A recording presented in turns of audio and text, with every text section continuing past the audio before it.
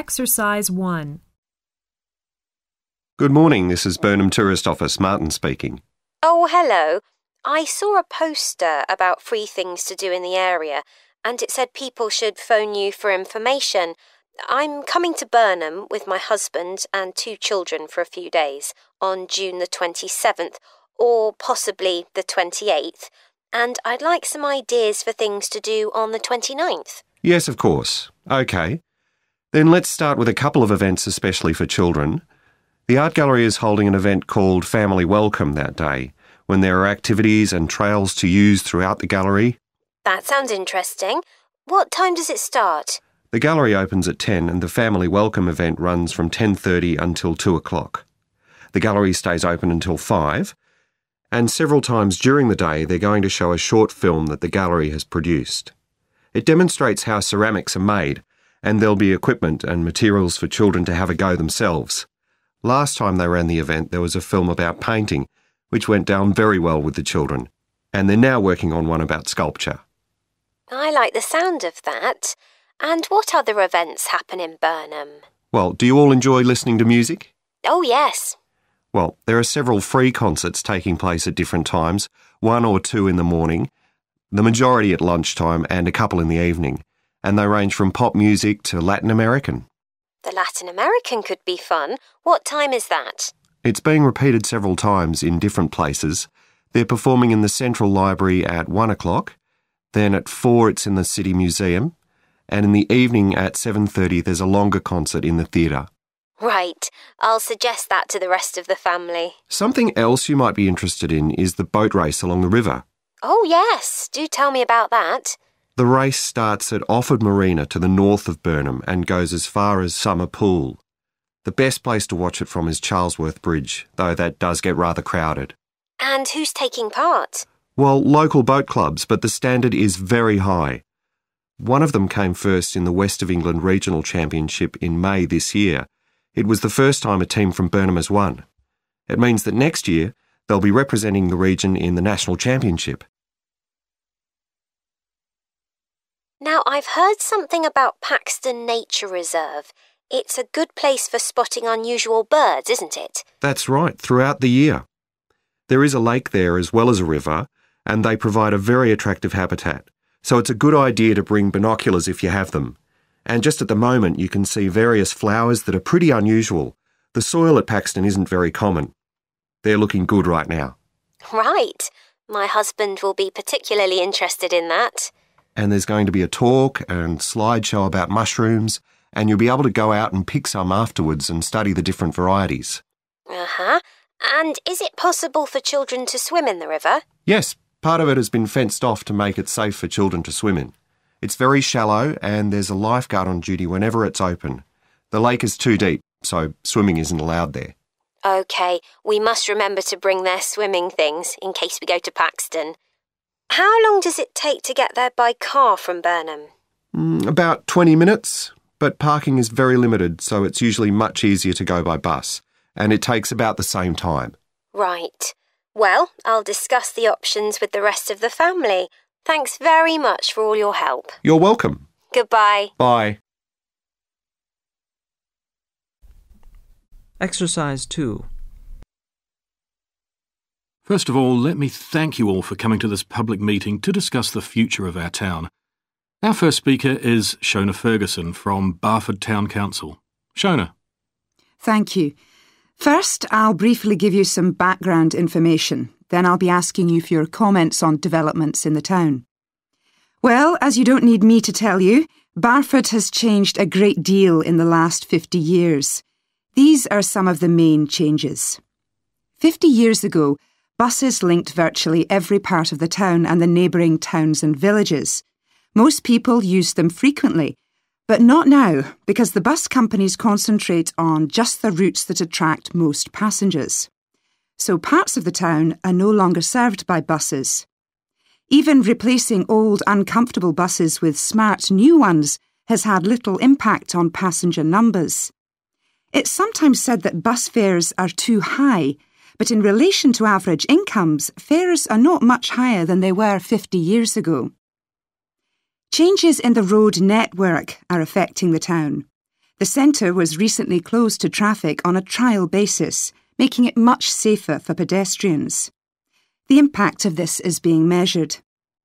The new cycle paths separating bikes from cars in most main roads are being used far more than was expected, reducing traffic and improving air quality.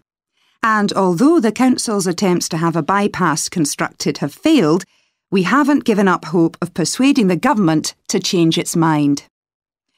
Shopping in the town centre has changed over the years. Many of us can remember when the town was crowded with people going shopping. Numbers have been falling for several years, despite efforts to attract shoppers, for instance by opening new car parks. Some people combine shopping with visits to the town's restaurants and cafes. Most shops are small, independent stores, which is good, but many people prefer to use supermarkets and department stores in nearby large towns, as there are so few well-known chain stores here.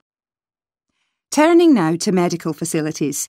The town is served by family doctors in several medical practices, fewer than 50 years ago, but each catering for far more patients. Our hospital closed 15 years ago, which means journeys to other towns are unavoidable. On the other hand, there are more dentists than there used to be. Employment patterns have changed along with almost everything else. The number of schools and colleges has increased, making that the main employment sector. Services such as website design and accountancy have grown in importance, and surprisingly perhaps, manufacturing hasn't seen the decline that has affected it in other parts of the country. Now I'll very quickly outline current plans for some of the town's facilities, before asking for your comments. As you'll know if you regularly use the car park at the railway station, it's usually full. The railway company applied for permission to replace it with a multi-storey car park, but that was refused. Instead, the company has bought some adjoining land, and this will be used to increase the number of parking spaces. The Grand, the old cinema in the High Street, will close at the end of the year and reopen on a different site. You've probably seen the building under construction. The plan is to have 3 screens with fewer seats rather than just the one large auditorium in the old cinema. I expect many of you shop in the indoor market. It's become more and more shabby looking, and because of fears about safety, it was threatened with demolition. The good news is that it will close for 6 weeks to be made safe and redecorated, and the improved building will open in July. Lots of people use the library, including school and college students who go there to study. The council has managed to secure funding to keep the library open later into the evening, twice a week. We would like to enlarge the building in the not-too-distant future, but this is by no means definite. There's no limit on access to the nature reserve on the edge of town, and this will continue to be the case. What will change, though, is that the council will no longer be in charge of the area. Instead, it will become the responsibility of a national body that administers most nature reserves in the country. OK, now let me ask you if you have... Exercise 3. Hello, Helen. Sorry I'm late. Hi, Jeremy, no problem. Well, we'd better work out where we are on our project, I suppose. Yeah, I've looked at the drawings you've done for my story, The Forest, and I think they're brilliant. They really create the atmosphere I had in mind when I was writing it. Oh, I'm glad you like them. There are just a few suggestions I'd like to make. Go ahead. Now, I'm not sure about the drawing of the cave. It's got trees all around it, which is great, but the drawing's a bit too static, isn't it? I think it needs some action. Yes, there's nothing happening. Perhaps I should add the boy, Malcolm, isn't it? He would be walking up to it. Yes, let's have Malcolm in the drawing. And what about putting in a tiger? The one that he makes friends with a bit later. Maybe it could be sitting under a tree, washing itself. And the tiger stops in the middle of what it's doing when it sees Malcolm walking past. That's a good idea. OK, I'll have a go at that. Then there's the drawing of the crowd of men and women dancing. They're just outside the forest, and there's a lot going on. That's right. You wanted them to be watching a carnival procession, but I thought it would be too crowded. Do you think it works like this? Yes, I like what you've done. The only thing is, could you add Malcolm to it without changing what's already there? What about having him sitting on the tree trunk on the right of the picture? Yes, that would be fine. And do you want him watching the other people? No, he's been left out of all the fun, so I'd like him to be crying. That'll contrast nicely with the next picture where he's laughing at the clowns in the carnival. Right, I'll do that. And then the drawing of the people ice skating in the forest. I wasn't too happy with that one. Because they're supposed to be skating on grass, aren't they? That's right, and it's frozen over. At the moment, it doesn't look quite right. I see what you mean.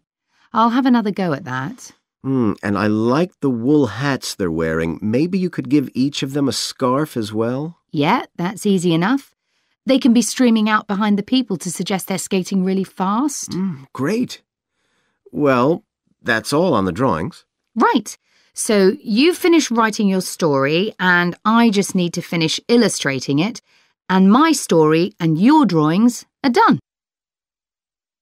So the next thing is to decide what exactly we need to write about in the report that goes with the stories and how we're going to divide the work. Right, Helen. What do you think about including a section on how we planned the project as a whole, Jeremy? That's probably quite important. Yeah, well, you've had most of the good ideas so far. How do you feel about drafting something? Then we can go through it together and discuss it. OK, that seems reasonable. And I could include something on how we came up with the ideas for our two stories, couldn't I? Well, I've started writing something about that, so why don't you do the same and we can include the two things? Right. So what about our interpretation of the stories? Do we need to write about what we think they show, like the value of helping other people or that sort of thing? That's going to come up later, isn't it? I think everyone in the class is going to read each other's stories and come up with their own interpretations, which we're going to discuss. Oh, I missed that. So it isn't going to be part of the report at all? No. But we need to write about the illustrations because they're an essential element of children's experience of reading the stories. It's probably easiest for you to write that section, as you know more about drawing than I do. Maybe, but I find it quite hard to write about. I'd be happier if you did it. Okay. So when do you think we can get this ready? Exercise 4. So, what I'm going to talk about to you today is something called ethnography. This is a type of research aimed at exploring the way human cultures work. It was first developed for use in anthropology, and it's also been used in sociology and communication studies. So, what's it got to do with business, you may ask?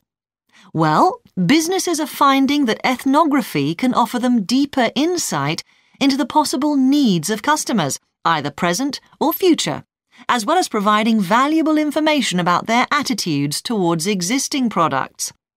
And ethnography can also help companies to design new products or services that customers really want. Let's look at some examples of how ethnographic research works in business. One team of researchers did a project for a company manufacturing kitchen equipment. They watched how cooks used measuring cups to measure out things like sugar and flour. They saw that the cooks had to check and recheck the contents because although the measuring cups had numbers inside them, the cooks couldn't see these easily. So a new design of cup was developed to overcome this problem, and it was a top seller.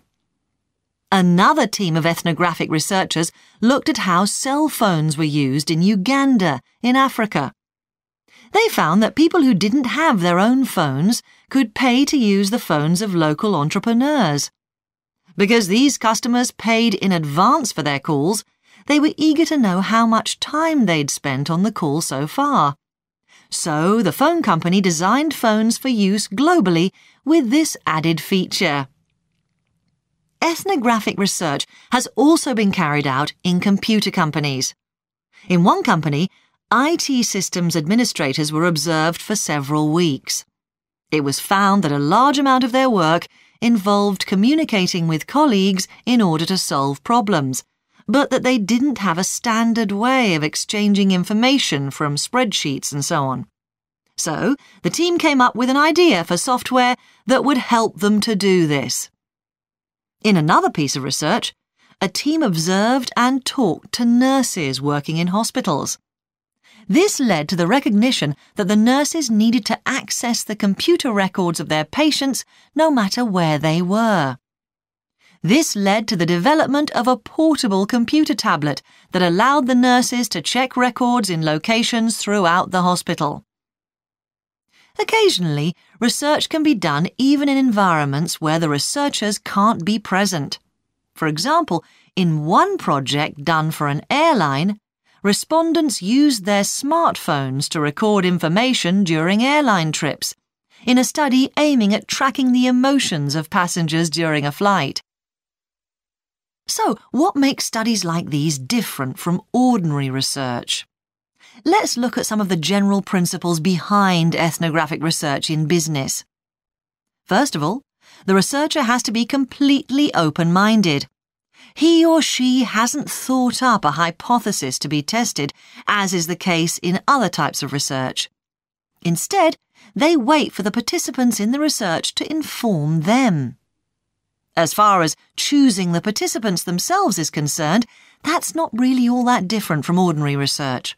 The criteria according to which the participants are chosen may be something as simple as the age bracket they fall into, or the researchers may select them according to their income, or they might try to find a set of people who all use a particular product, for example. But it's absolutely crucial to recruit the right people as participants. As well as the criteria I've mentioned, they have to be comfortable talking about themselves and being watched as they go about their activities. Actually, most researchers say that people open up pretty easily, maybe because they're often in their own home or workplace. So, what makes this type of research special is that it's not just a matter of sending a questionnaire to the participants. Instead, the research is usually based on first-hand observation of what they are doing at the time. But that doesn't mean that the researcher never talks to the participants. However, unlike in traditional research, in this case, it's the participant rather than the researchers who decides what direction the interview will follow. This means that there's less likelihood of the researcher imposing his or her own ideas on the participant. But after they've said goodbye to their participants and got back to their office, the researcher's work isn't finished. Most researchers estimate that 70 to 80% of their time is spent not on the collecting of data, but on its analysis, looking at photos, listening to recordings and transcribing them, and so on. The researchers may end up with hundreds of pages of notes. And to determine what's significant, they don't focus on the sensational things or the unusual things. Instead, they try to identify a pattern of some sort in all this data and to discern the meaning behind it.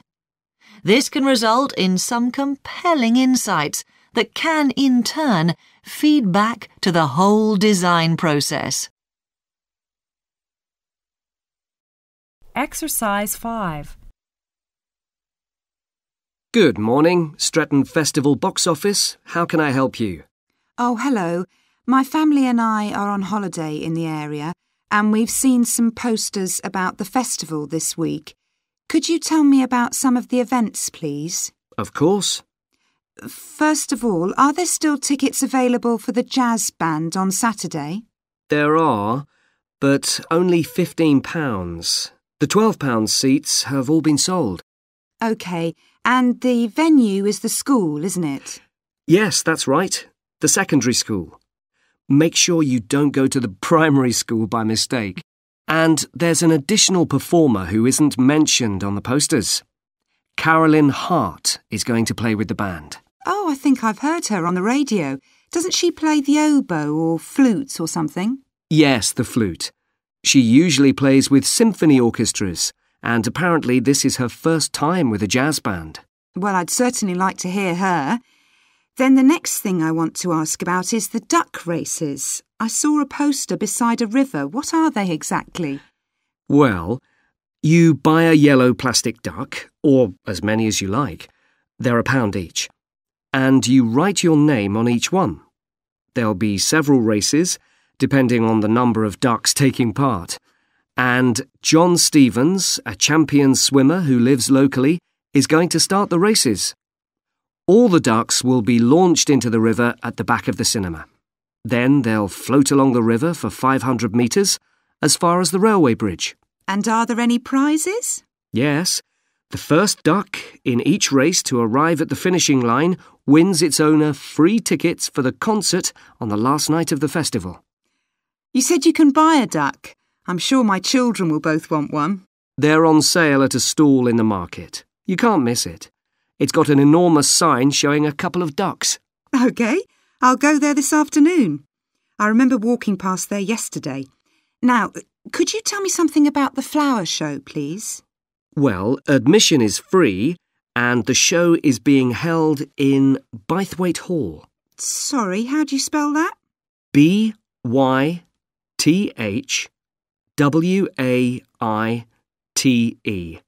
Bythwaite. Is it easy to find? I'm not very familiar with the town yet. Oh, you won't have any problem. It's right in the centre of Stretton.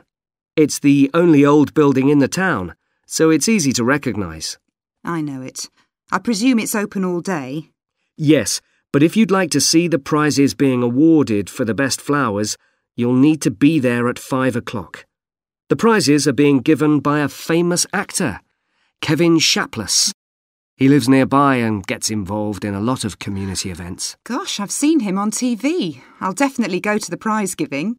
Right. I've seen a list of plays that are being performed this week, and I'd like to know which are suitable for my children and which ones my husband and I might go to.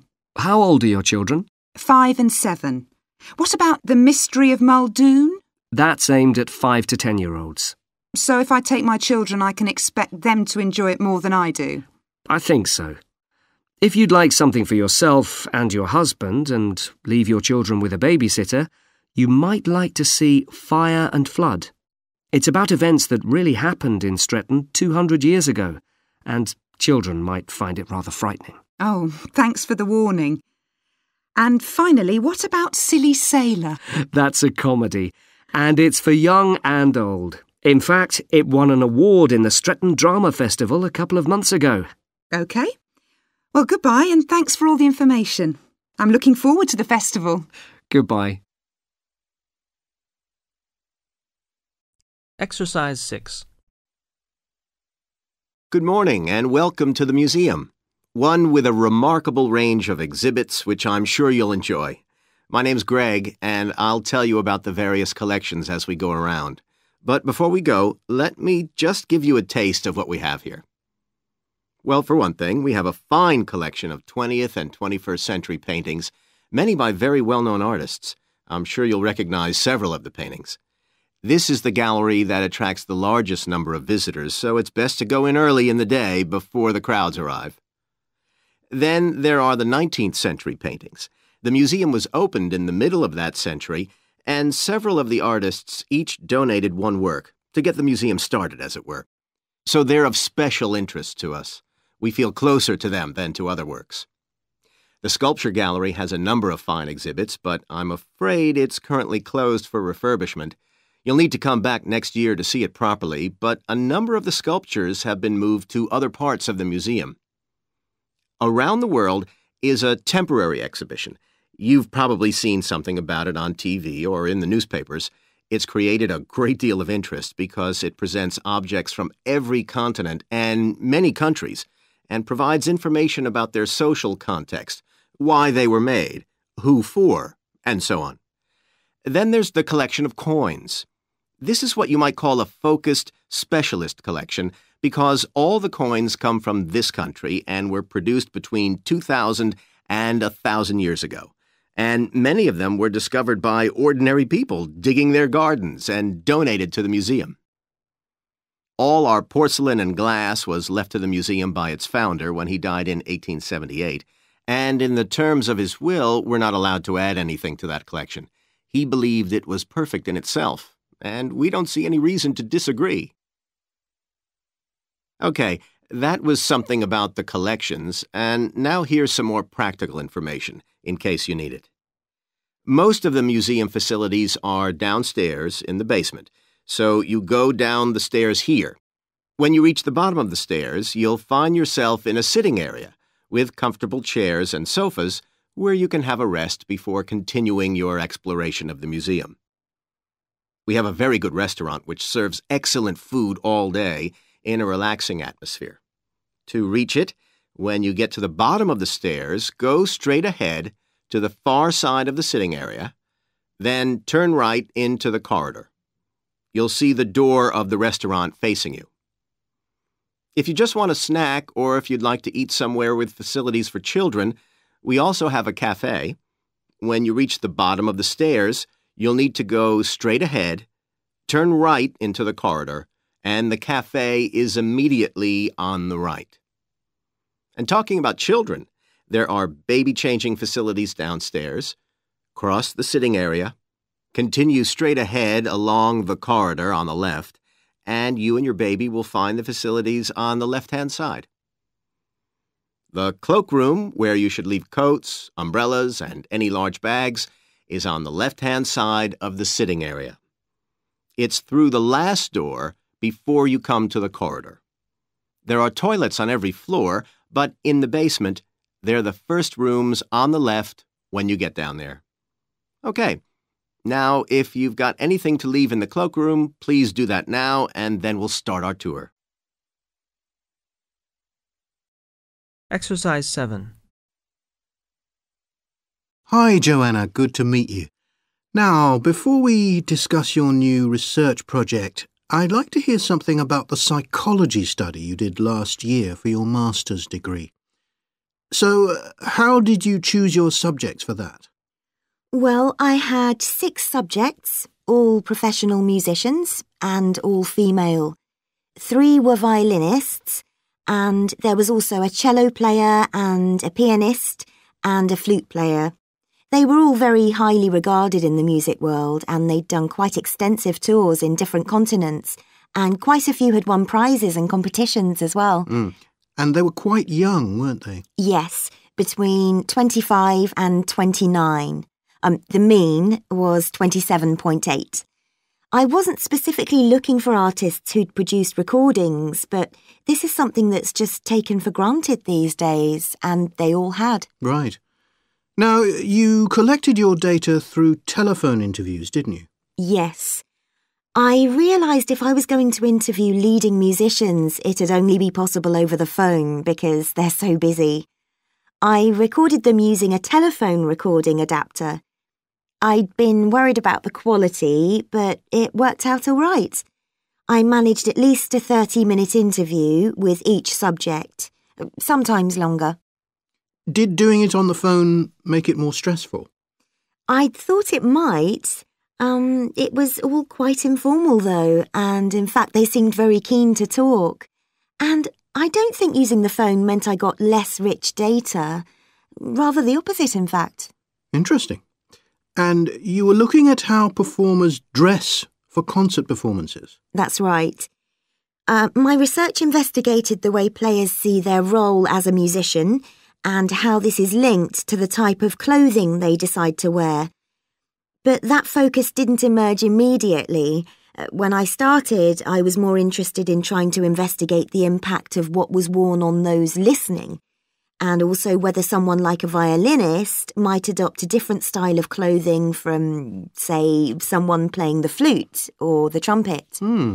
It's interesting that the choice of dress is up to the individual, isn't it? Yes, you'd expect there to be rules about it in orchestras, but that's quite rare. You only had women performers in your study. Was that because male musicians are less worried about fashion? I think a lot of the men are very much influenced by fashion, But in social terms, the choices they have are more limited. They'd really upset audiences if they strayed away from quite narrow boundaries. Now, popular music has quite different expectations. Did you read Mike Frost's article about the dress of women performers in popular music? No. Well, he points out that a lot of female singers and musicians in popular music tend to dress down in performances and wear less feminine clothes, like jeans instead of skirts. And he suggests this is because otherwise they'd just be discounted as trivial. But you could argue they're just wearing what's practical. I mean, a pop music concert is usually a pretty energetic affair. Yes, he doesn't make that point, but I think you're probably right. I was interested by the effect of the audience at a musical performance when it came to the choice of dress. The subjects I interviewed felt this was really important. It's all to do with what we understand by performance as a public event. They believed the audience had certain expectations, and it was up to them as performers to fulfil these expectations, to show a kind of esteem. They weren't afraid of looking as if they'd made an effort to look good. I think in the past, the audience would have had those expectations of one another too, but that's not really the case now. Not in the UK, anyway. No. And I also got interested in what sports scientists are doing too, with regard to clothing. Musicians are quite vulnerable physically, aren't they? Because the movements they carry out are very intensive and repetitive. So I'd imagine some features of sports clothing could safeguard the players from the potentially dangerous effects of this sort of thing. Yes, but musicians don't really consider it. They avoid clothing that obviously restricts their movements, but that's as far as they go. Anyway, coming back to your own research, do you have any idea where you're going from here? I was thinking of doing a study using an audience, including... Exercise 8. As we saw in the last lecture, a major cause of climate change is the rapid rise in the level of carbon dioxide in the atmosphere over the last century. If we could reduce the amount of CO2, perhaps the rate of climate change could also be slowed down. One potential method involves enhancing the role of the soil that plants grow in with regard to absorbing CO2. Ratan Lal, a soil scientist from Ohio State University in the USA, claims that the world's agricultural soils could potentially absorb 13% of the carbon dioxide in the atmosphere, the equivalent of the amount released in the last 30 years, and research is going on into how this might be achieved. Lal first came to the idea that soil might be valuable in this way, not through an interest in climate change, but rather out of concern for the land itself and the people dependent on it.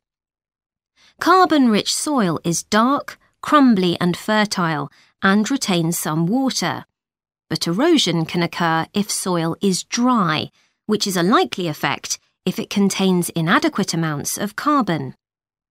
Erosion is of course bad for people trying to grow crops or breed animals on that terrain. In the 1970s and 80s, Lal was studying soils in Africa so devoid of organic matter that the ground had become extremely hard, like cement. There he met a pioneer in the study of global warming who suggested that carbon from the soil had moved into the atmosphere. This is now looking increasingly likely. Let me explain.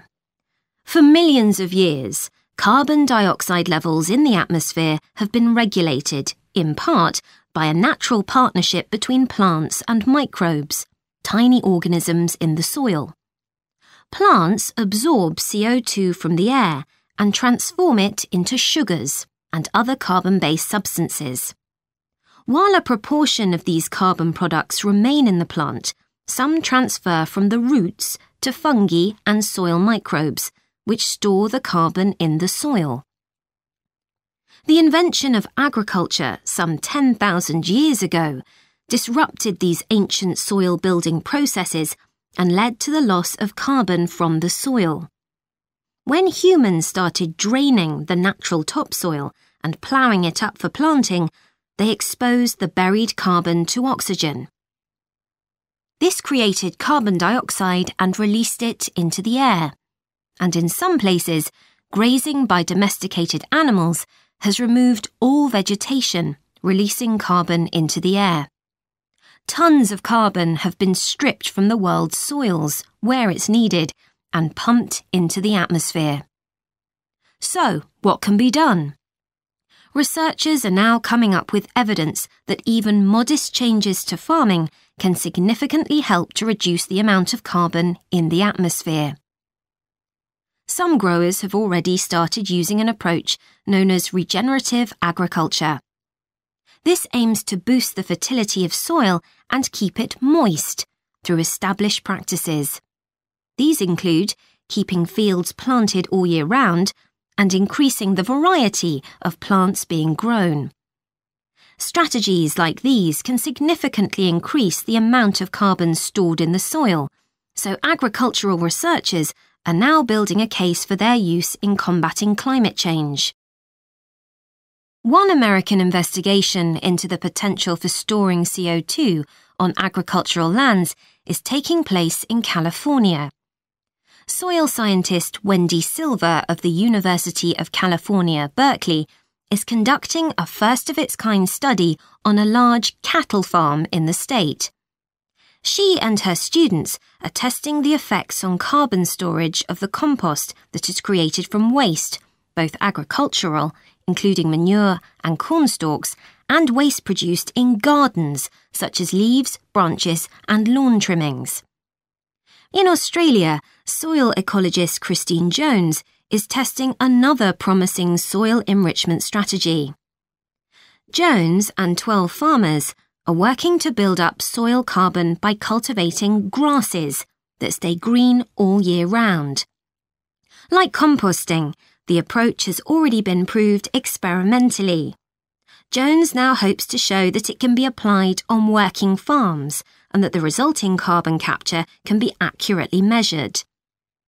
It's hoped in the future that projects such as these will demonstrate the role that farmers and other land managers can play in reducing the harmful effects of greenhouse gases.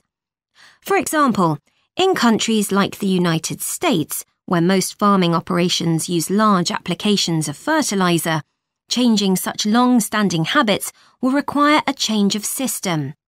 Ratan Lal argues that farmers should receive payment, not just for the corn or beef they produce, but also for the carbon they can store in their soil. Another study being carried out